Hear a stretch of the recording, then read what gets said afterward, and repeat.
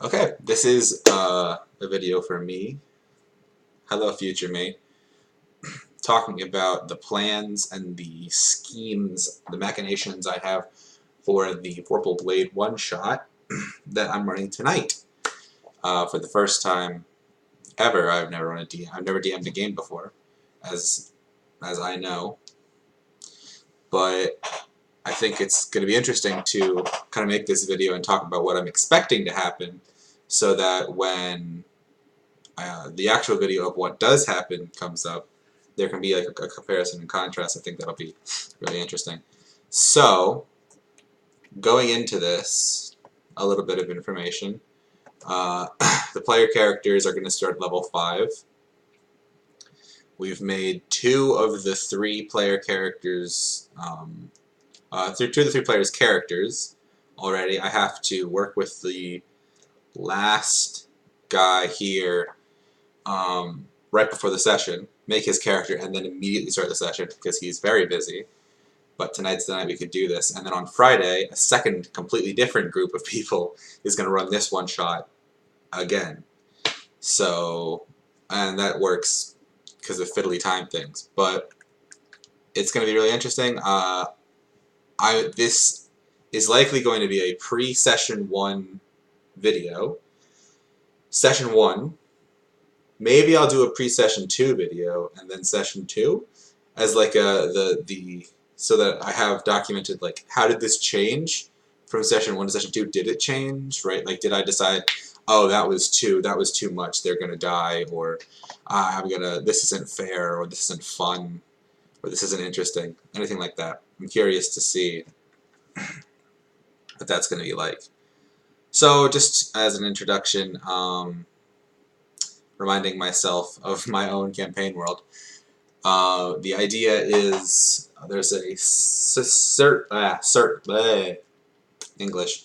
There's a singular town, circular, completely surrounded by walls. Outside of that town, necromantic plague has overtaken the region.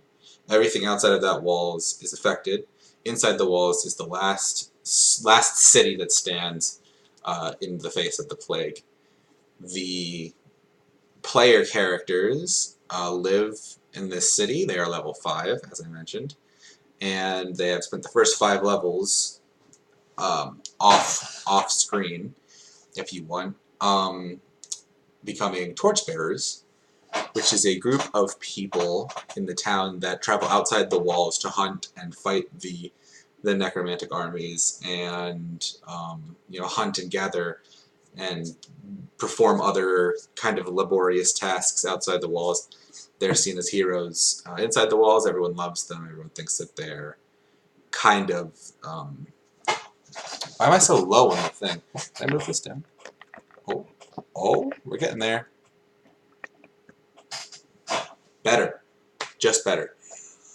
They're kind of these heroes, these people that are seen as like, oh, the bravest of the brave and all that other nonsense. And these individuals in the party have done a lot to make a name for themselves. They've saved a couple, blacksmith's daughters from goblins. They've fought a couple strong battles against the torchbearers. They've, brought back a strong amount of crop and game for the markets.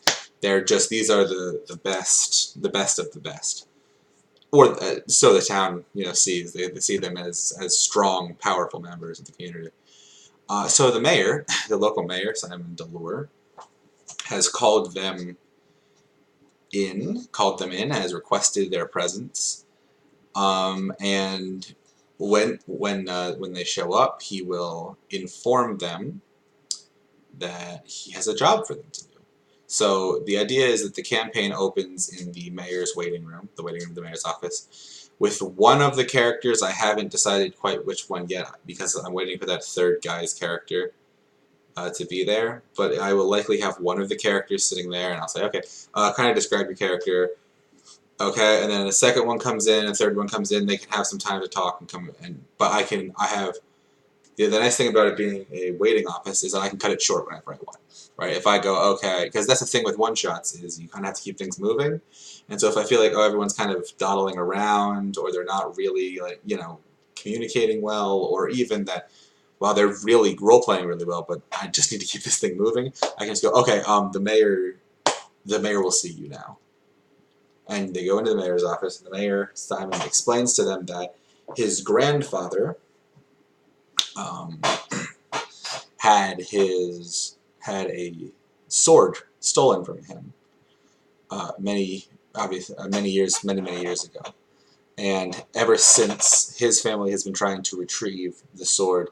It was an old family heirloom, an old family relic, and it's important that they. They've always wanted to get it back. They've been trying to get it back and trying to get it back, and his family's been trying to get it back for generations. And he thinks that now the player characters are here, that maybe they could help him get this sword back. And they go, well, where's the sword, or whatever, and then more details. And then he says, oh, well, the sword is in the Feywild. The sword was actually taken by a group of fairies trying to play a prank on us, and because of their long lives, they don't really understand how long people live. So it's completely feasible that they would take a sword and be like, ha ha ha ha ha ha, we took your ancient precious heirloom, take a sword into their fairy realm, and then just never bring it back. Or bring it back, 15 generations later, when they're like, oh, we didn't even notice that you and your short lives died. Like, are you different people? You all look the same. That sort of thing. So they take it as a prank. This can become interesting, because in the first party there is a fire genocide whose backstory is that he was sent down from one of the gods as like a protector of the people here. So he does vaguely know that there are no portals to the Feywild here, that there are no Fey in this world. So he may have some sort of vague understanding of like, how are you doing this? You seem a little too magical.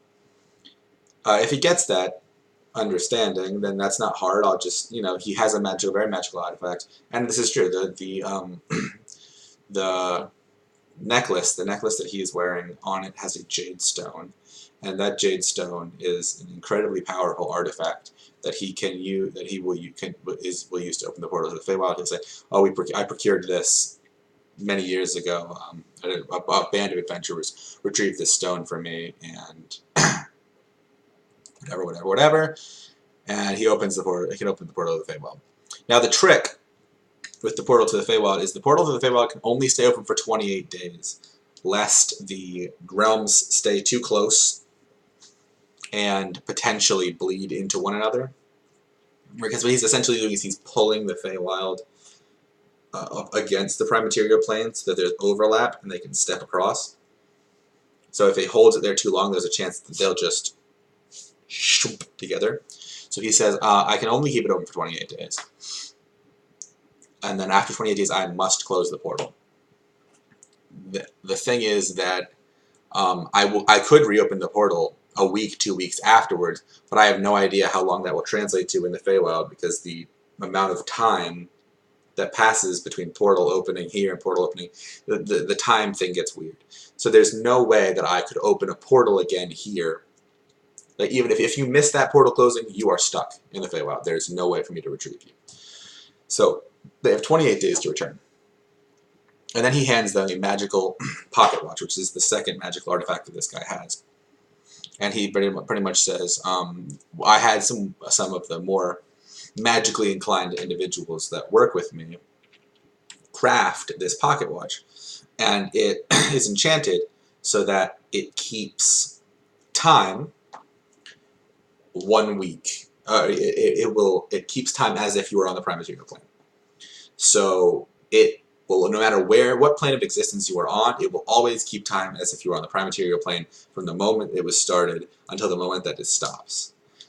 It has been set to stop 28 days later, and it has also been enchanted to tone every 7 days. Every 7 days, the stopwatch will emit a tone to inform you that 7 days has passed and that you need to continue on. You need to hurry.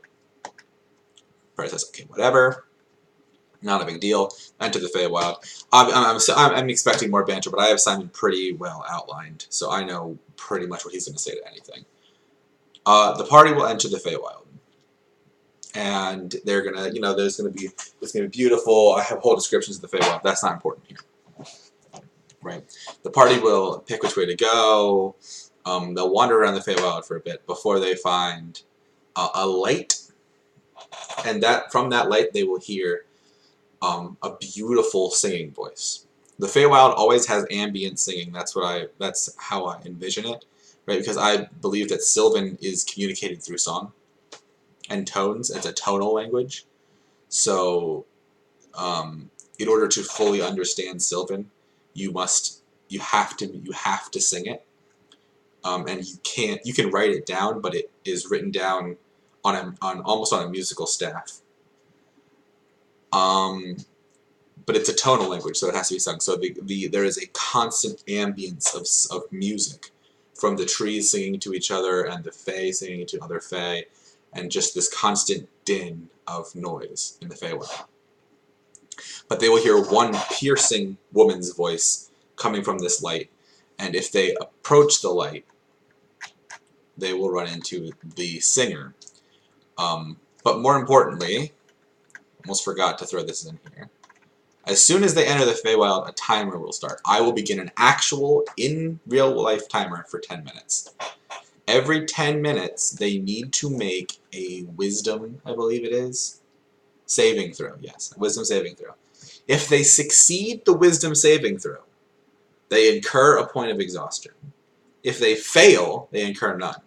Now, that seems counterintuitive, right? Because you're like, well, wouldn't you want to fail? Why would you want to fail a wisdom saving throw? The reason they're failing the saving throw is because the Feywild is charming them into not realizing how much time is passing, right? The beauty of the Feywild is so entrancing that they lose track of time. So every 10 minutes is going to be a day in the real world. So they suffer that point of exhaustion in the sense that if they ever then succeed the saving throw, they will catch up on exhaustion, but they don't suffer it in the sense that they don't feel the effects. Their brain is just wired into, oh my god, this place is beautiful, this place is beautiful, this place is beautiful. After you succeed the saving throw once, you can either choose to succeed or fail. You do not roll anymore. You just say, okay, I'm going to choose. Now, you can choose to fail. Like in D&D, you can choose to fail any saving throw all the time. But it's important that they kind of understand what's happening back there. Oh, it's really windy outside. That failing a saving throw, it's still a saving throw, right? I think that there is going to be an interesting moment or two of disconnect there, but they're like, failing the saving throw is good for us. And they don't have that kind of... my expectations are for that kind of second level to not quite get there until maybe the second, or maybe even the third saving throw, where they're like, is he just, failing the saving throw bad and succeeding, or failing the saving throw good and succeeding it bad for some reason? I'm expecting there to be a little bit of like, oh wait, we're failing the saving throw because we are getting charmed by the realm, right? If they ever get to 6 points of exhaustion, and that's kind of the theme of this whole thing, is that rather than take damage, because I didn't really want them to take damage, because that's not really how the Fae work, right? The Fae aren't overly concerned about killing you, because they're Fae. They don't really care that much about your life. Their big thing is more bothering you, wasting your time, irritating you. So this is them taking points of exhaustion, to them taking points of exhaustion in senses of like, wow, they've been here a long time, and this is a race against the clock, a race against, can you get out of here in 28 days? Can you succeed in 28 days? Because if they hit the 28, the timer goes off every 7 days. When the timer goes off, it is enchanted to break any charms on them, right? So they would immediately lose any charms. Now that has both positive and negative benefits. If they're charmed by something, right? If like the singer or some other further adversary charms or mentally affects them in some way, yes, they will. The timer will snap that. But if they're deliberately failing saving throws to avoid points of exhaustion, the timer will also snap that, and they will immediately jump. And if they haven't rested, because they don't know, they will immediately jump to 6 points of exhaustion and fall unconscious. In normal D&D, 6 points of exhaustion is instant death. I'm ruling it as falling unconscious. I'm going to say it's right before death, right? They're just going to pass out. And they might sleep for a week. Honestly, they may sleep until the timer re-wakes them if they get to 6 actual points of exhaustion. I haven't really decided. I think I'm going to decide that on the fly as to how far in they are, right? Like if they're 3 weeks in and then they black out, and it's like, well, 1 more week, you're done, right? But I don't think that'll happen. The interesting thing is that if they get all 4 weeks, 28 days, and then they get charmed again, the watch will not ding again after 28 days. So there's no way for them to, I'll just say, okay, 4 years pass, 12 years pass, right? Because you have no idea. You can't control, the timer isn't there to save you. The singer is it's an elven woman. She sings and dances. Pretty straightforward, kind of elvish temptation thing. She'll try to get them to dance if they actually accept the dance with her, which I think would be insane, but maybe they will. Maybe one person will be like, yeah, I'll try it. Because that's kind of how my party is. They'll try anything one time, for the most part. Even if they know it's a bad idea, sometimes they'll just be like, yeah, let's see what happens. Especially in a one-shot. So I'm hoping that at least one of them tries to dance with her. Because if they dance with her, every dance they do with her is 2 days. Even though it feels like 2 minutes. It's going to be 2 full days. And then they have to succeed at charisma and wisdom saves to get out of the dance. There are no charisma saves. She's not going to magically charm them to dance with her. It's just going to be a normal conversation. But if they want to leave once they've committed, it's going to be a charisma save. Sorry. After the dancer, the singer goes off, right? So they do that. They make their their will saves. They make their charisma saves. They pull their friends away, the one that's still dancing, because I have that wonderful image in my head. They're going to keep walking through the Feywild for a while before they hit a fork in the road. A fork, not in the road, it's going to be, okay, they're going to be walking through and they're going to see a part of the forest that appears to be denser and darker than the other part. And then there's going to be a small stream to the right. And they can choose to go to the left or the right. It's completely up to them. If they go to the left, they'll go into the dark part and they'll reach the terror. As soon as they enter the forest, they will fight a giant spider. A little further into the forest, they will fight an illusion of a giant spider and an invisible giant spider at the same time. Then they will start to see people in the trees, look like little men, and then a bunch of shadows of little men running past their heads. Until one drops in front of them, opens its mouth, and starts hissing. And then and inside its mouth they can see a second mouth that then opens into a scream, and the shriek penetrates through their ears, and they just have to cover their ears and close their eyes and kind of keep their heads down just to try and drown out the sound.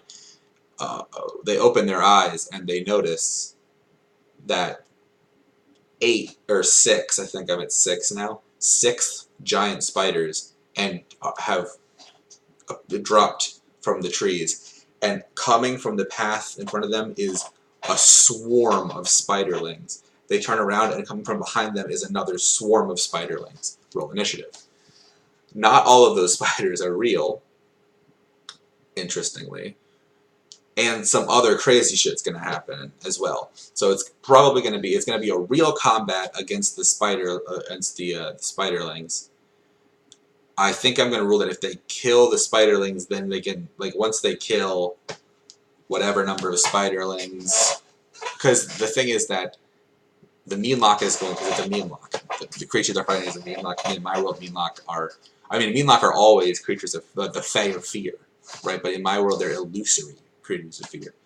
And I like the idea that there's a moment where the players go, oh shit, we have to fight like 100 spiderlings and 6 spiders, which really isn't 6 spiders. It's 3 giant spiders. No, it's 2 giant spiders and 2 invisible giant spiders. So what they actually think is 6 giant spiders. Then they're going to be hit by 2 invisible giant spiders. And they're going to go, wait, there's 8 spiders? And then they're going to get through one of the illusory spiders, and it's going to go down to 7 spiders. And they're going to go, okay, so wait, how many spiders are there? And some of them are invisible, and some of them are illusions. And it's just like this constant like panic of, wait, what? This is a spider? Oh, and then they're bit by a spider, and it's, oh no. Like, that's what I'm expecting, and that's what I'm hoping for from this experience. But I don't know. You know, I'm not sure. That's kind of the idea I have in my head. At the beginning of every round, we're going to do some sort of crazy visual effect as well. Likely a tree falling on a player. They have to make a dex save to get out of the way. And then I will roll a d20, odds or evens, to see if it's a real tree. If it's a real tree, it hits them for whatever a tree falling on you hits you for, probably a d10 of bludgeoning damage, I'm going to say. And if it's not a real tree, it just falls right through them. But I like the idea of just trees are falling on them, and some of them are real trees, and some of them are just the image of a tree falling on them. One of my players has a fire sword that creates explosions of fire when he swings it. So if he starts charging into creatures with the fire sword, I fully expect to have his goddess, which is a goddess of flames, appear from the forest, and then an image of him ramming through her with his greatsword, and her exploding in a burst of fire, and then that image flickering and fading. Right, like these are all, like, I have little things of their backstory that I can just do as images to fuck with them, which I think is really cool. But that's the fear in the terror of the trees, the beast from the east. But the hag is a very interesting, completely different thing. The hag is a Muriel from Fablehaven. Not really, but similar to Muriel from Fablehaven. She is tied down by a rope with 3 knots in it. The only way to open a knot is to blow on it and say, of my own free will I sever this knot. Same as Muriel from Fablehaven. She is a hag, she is a witch. She can communicate telepathically with anyone inside of her hut. She asks the players 3 things. One is make a wish. Open the knot, and free me. Right. That is her primary goal. Free me. Right. So her first thing is free me. I am a helpless old woman.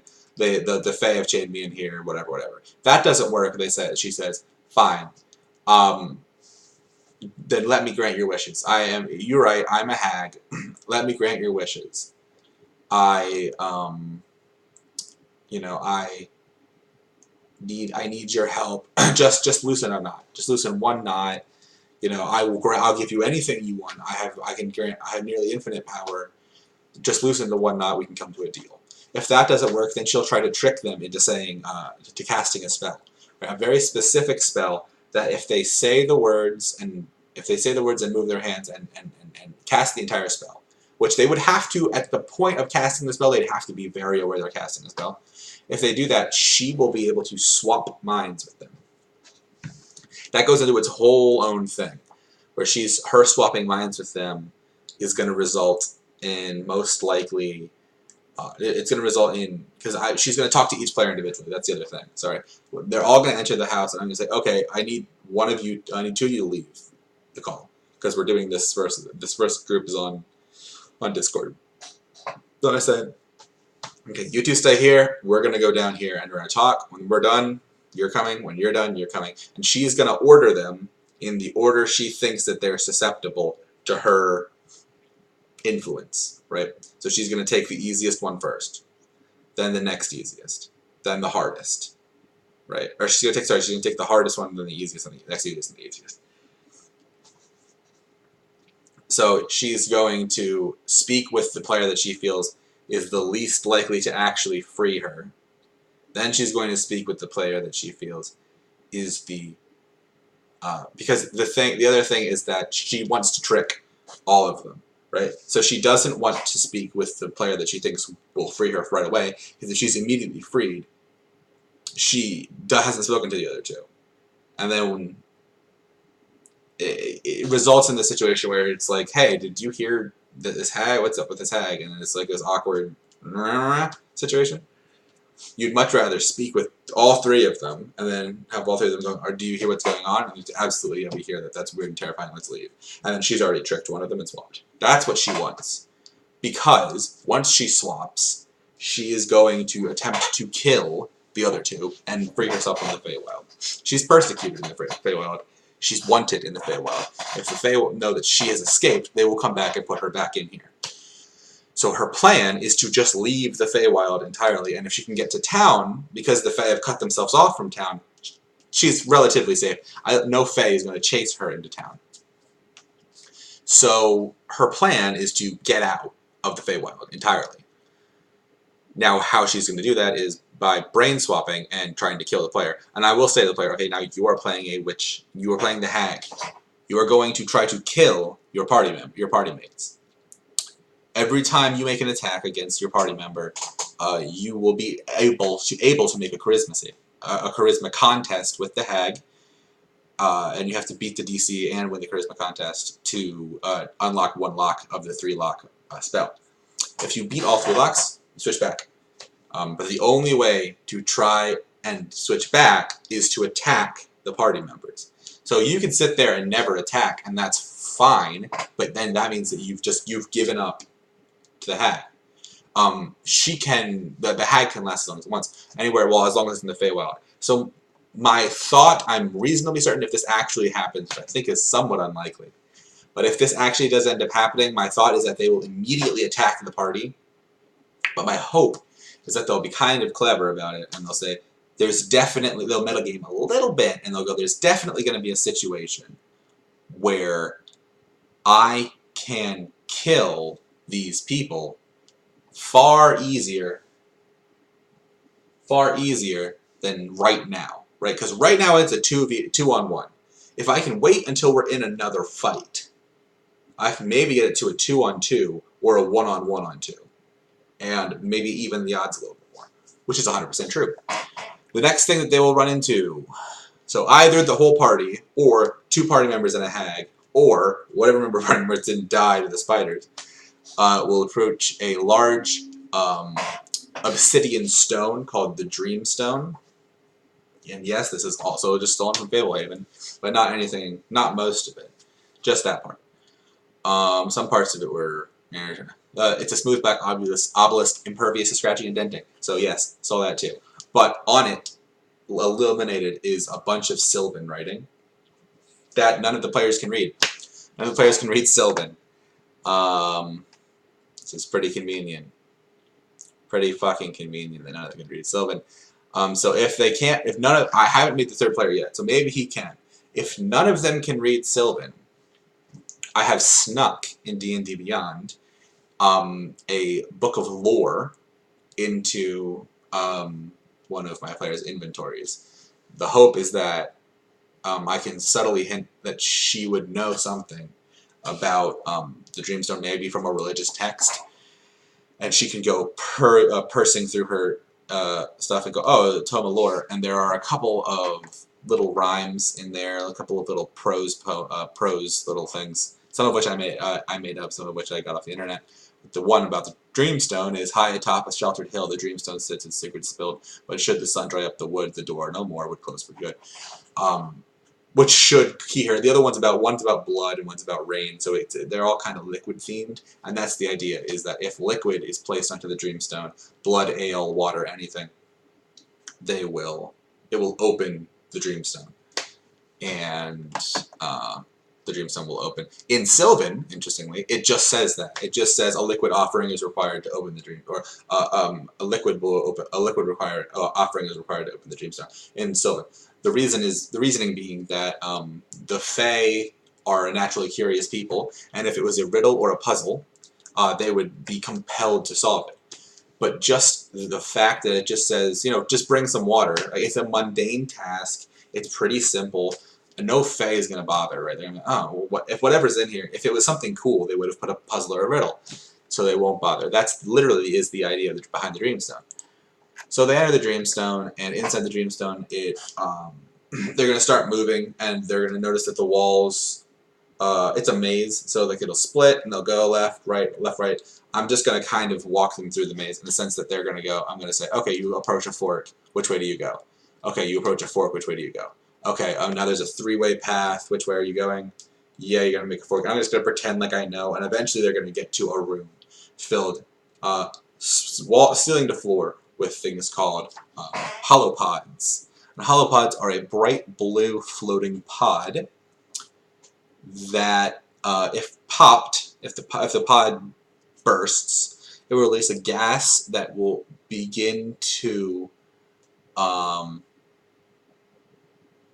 cause any person that breathes in the gas to start to forget who and where they are. Right? So I have this as a DC 15 intelligence save, which is insane, but it might be what it is. I might stick with that. Right? So you make the obviously it's going to be, so you're going to say every pod has 5 hit points. So what I'm going to do is I'm going to say, okay, this is a skill challenge. So what I'm going to say is you need to make 3 successes, and three successes to make it through. 3 failures means you're done. 3 failures means you're done. You can use any kind of skills you want to get through here. Go for it. Read your thing.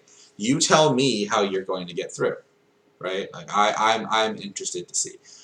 Base recommendations would be stuff like making an acrobatics roll to move through there, making whatever, to do whatever, making an Arcana check to try and magic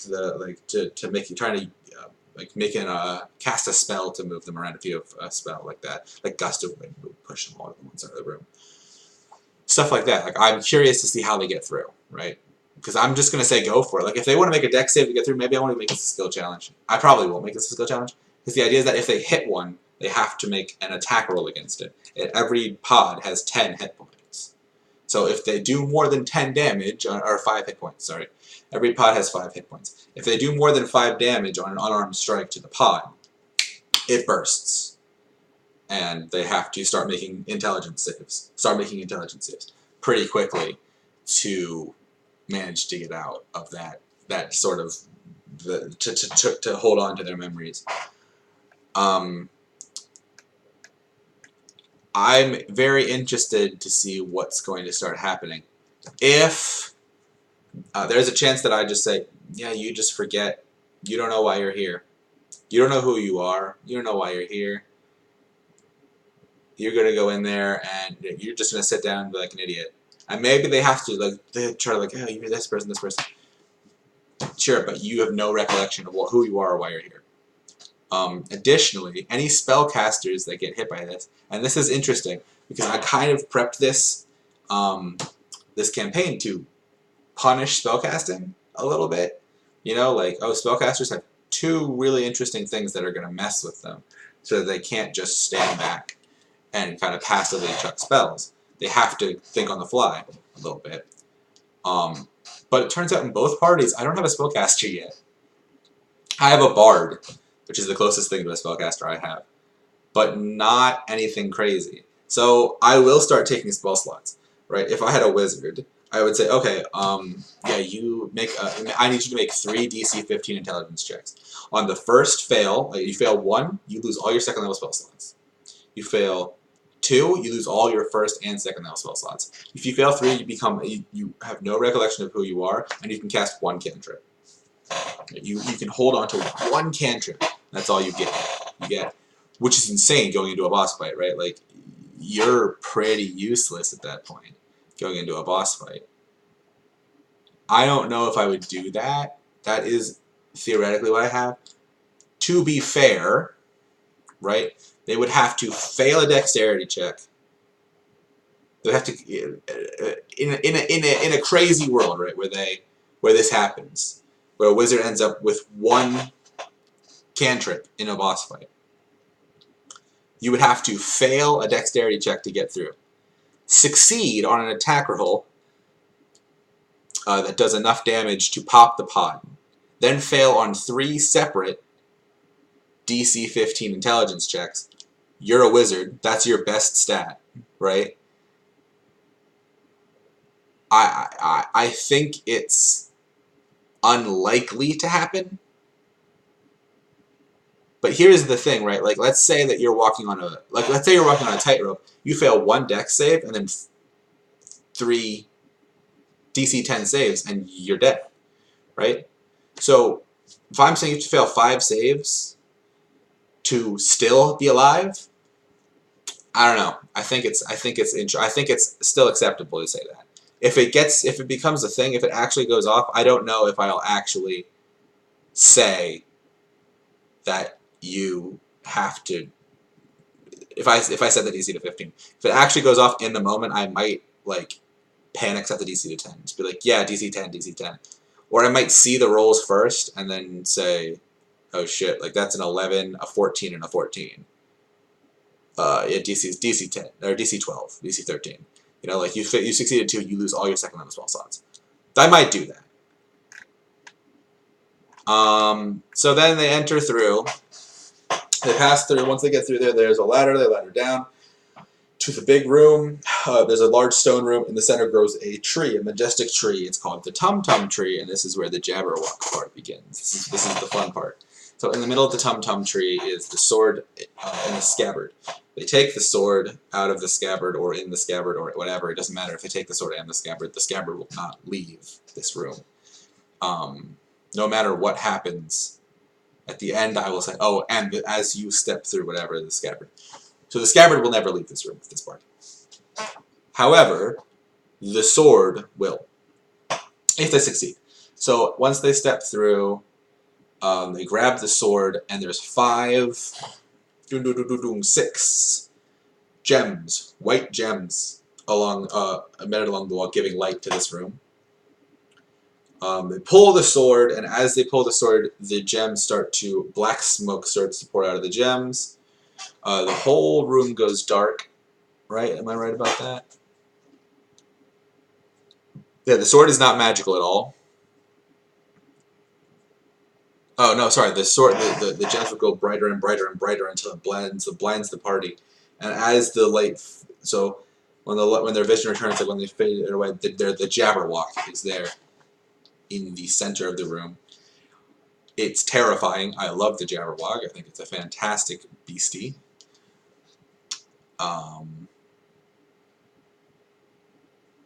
And it's just a cool creature.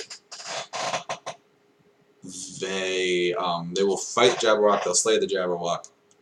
Theoretically, the Jabberwock has some fun things it can do. It can make as a lair action, it can make 2 of the orbs glow, and then it can move and cast spells through those orbs, which I think is super fun. Anyway, and the other thing is, it can move and cast spells through those orbs. It can like it can smoke and smoke back out on the other side. The other thing it can do that's kind of fun is summon, so it can turn 1 blue and summon the Jub Jub bird, which is a bird that flies around the top singing a nonsensical song. And the nonsensical song, it makes anybody that tries to speak in that room speak in a nonsense language, which means that no spellcaster can cast a spell with a somatic component, or a verbal component, sorry. They can't get the words out. They just talk in like gibberish language, which I think is a really cool idea and I really like. And then the third thing it can do is summon a Bandersnatch, which attacks melee fighters and tries to cause its poison, its venoms on its spine, causes it to its spines cause them to hallucinate multiple copies of the Jabberwock. So it gives them disadvantage on attacks, and they have to choose like, okay, which Jabberwock are you attacking, right? And they're like, oh, I'm attacking this one. Okay, attack it with disadvantage. Or maybe I'll just impose disadvantage on their attacks. Or maybe I'll say there's 3 Jabberwocks, roll a d12, and 1 to 4, 5 to 6, 1 to 4, 5 to 8, 9 to 12. Roll a d12, and if you hit, 9 to 12, you hit the right Jabberwock. You know what I mean? Or otherwise you dive through a hallucination and slam your sword onto the ground. I could do that. I'm curious to see how I'm going to do it. I haven't really decided yet. But it will be something hallucinatory, which I like. It's cool. It fits with the theme. Once they kill the Jabberwock, hast thou slain the Jabberwock, the room will start to fill with water. And they will panic or whatever. They will feel the sword humming in their hand, and slicing with it opens a portal. Two of them will enter through the portal, and as they look back, they will see, and this is important, they will see the barbarian holding the scabbard, desperately swimming towards the portal as the portal closes. Because the barbarian is in both campaigns. And I've already spoken with him about this. This is the Barbarian Fire Genocide. He is in both campaigns. He will be playing with the second group as well. So what we decided is that he will be left behind and will subsist by eating fairies. He will consume the Fae. The idea is that he will go back out, and he'll be there for probably 15 years before the second party gets in, even though the second party will have left not even a year after, about 4 months after the first party. But he will be in there for 15 years because the way the time travel works, works between the two realms. So he'll be in there for 15 years consuming Fae. He'll have to travel back through the hollow pods, which I'm going to say they blow up all over him. He, as the room fills with water, he's lifted through the hole where the ladder was into the room full of holopods, and the water rushing in means he doesn't have time to get away. They all swarm him, and he starts to choke on the gas, and just all memory of how he got there and who he is has faded away. Then he climbs out, and the only thing he can remember is the word is one word: Steve. He can remember a couple words: Steve. He can remember time travel. He can remember water, and he eventually crafts this sort of world for himself that he was Steve, the time-traveling pirate. Like he has this sort of because that's what the character of the player wanted to be. He's like, oh, can I be Steve, the time-traveling pirate? And I was like, sure, you can. In the second session. So the idea is that that's not real, right? It's just some crazy vision he created for himself. But it gives him the ability to roleplay Steve the Time Traveling Pirate anyway, so yeah, everyone's a winner. Then we go to the final scene. So the two of them are going to step through the portal, and rather than finding themselves where they expect to find themselves, they're going to find themselves in the midst of an enormous battle. A huge battle. Both sides clearly at war. They're going to see the ruins of whatever town that they were in before, and though they're going to see the ruins are going to look vaguely familiar because it is the city they're in. They're going to see what appears to be a group of adventurers through the hazy mist, fighting off against a large lich. And as they fall through the portal, the lich is going to shoot his eyes over and look at them, and he's going to look at them terrified and confused. And then the realization is going to come over his face. And he's going to smirk, and he's going to say, come to me, my beamish boy. And reach his hand out, and they're going to feel the sword start to tug from their grasp. And right before it gets away, they'll be managed to slice with it, opening up another portal that they both fall through. And this time they land in the mayor's office. That is foreshadowing for something that they may never see, but it's nice for me, and I like the idea that they see it, and I like the idea that they go, what the hell is that? And maybe it's enough of a hook for them to go, maybe we want to play the campaign, right? I like that idea, and I like the idea that if they ever do play the campaign, that when that battle happens, and when that event happens, they go, oh my god, it was that? That's crazy. That's crazy, right? I'm setting up a potential crazy thing. It may never happen, but I just like the idea that that's it. And then I have a nice, he'll pay for them for their work and thank them, and he's gonna say, I never even knew this thing had magic powers, right? Like, you're saying it can travel through time and space. I was never aware of that. I was just told it was an artifact. Well, obviously we'll have to discover this closer. And would you be available to? And he'll talk about where's the third? Where is I can't think of his name right now. Whatever, the genocide.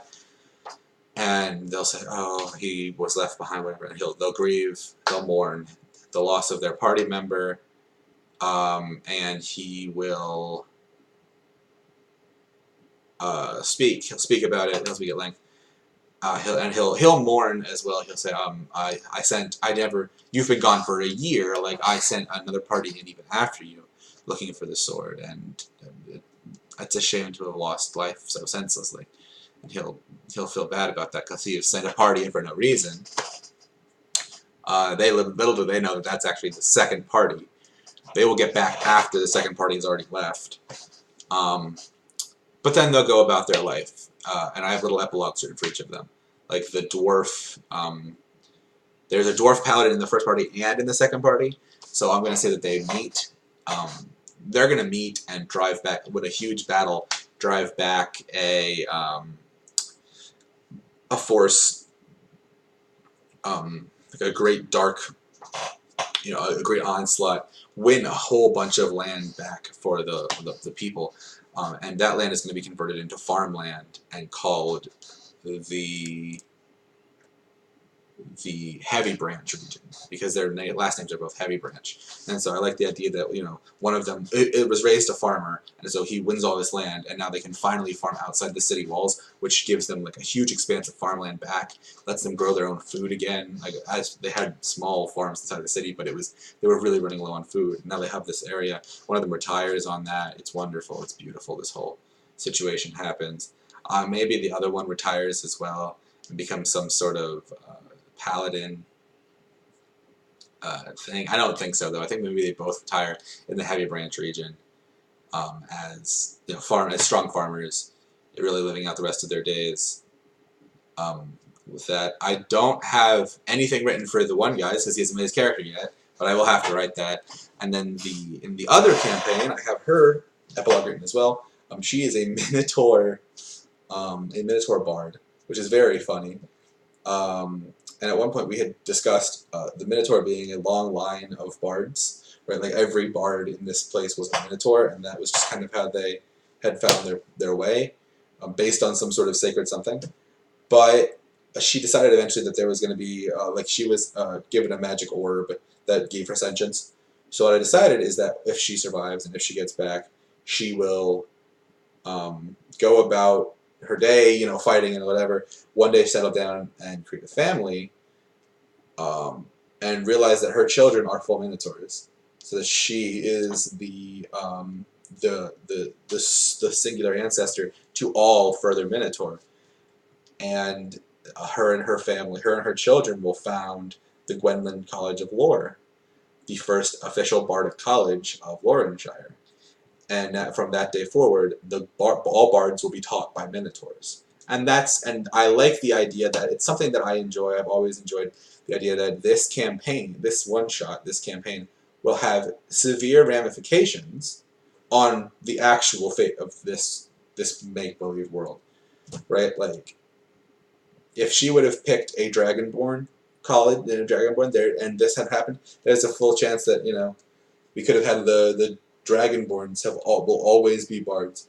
Because she picked Minotaur, and because of the nature of her character's backstory, we can make this sort of situation where it's like, yeah, every Minotaur. Oh God, I just closed Google Chrome. Every Minotaur that will ever, every bard that will ever live from this point forward will always be taught by this lineage of Minotaurs coming from this once great adventuring bardic Minotaur Gwynland. I think that's a fantastic idea. But wow, that went on for 47 minutes. Jesus Lord. Wow, I talked too much. I talk way too much. Wow, that's crazy. I need to stop talking. Frankly, pretty content with that. I think it went pretty well. I am pretty excited to run this. I think it's going to go pretty well. I think it's going to be a lot of fun situations, a lot of fun things going on. I hope it's going to be cool. I hope there are cool moments. That's really all I can hope for, right? But if not, that's okay. I think I've decided that I'm not going to base my DMing just on this. If this doesn't work out, I'll just try something else, and we'll try again. I enjoyed this. This was fun for me. So I'll be back to let you guys know how it went. I will probably upload the YouTube video. I will probably upload the video of tonight's one-shot session to the YouTube channel, and then another video after that discussing, how do I think it went? What would I change? What will I change for Friday's session? And did anything not work the way I wanted it to? Did anything work the way I wanted, work really well the way I wanted it to? Friday is going to be a goofier group of people. It's going to be a sillier, more of a laid-back, kind of fun group of people. This group of people is really into role-playing and will care about their backstories and will care about their characters. The Friday session is going to be a lot of silliness. So there might be stuff I have to change.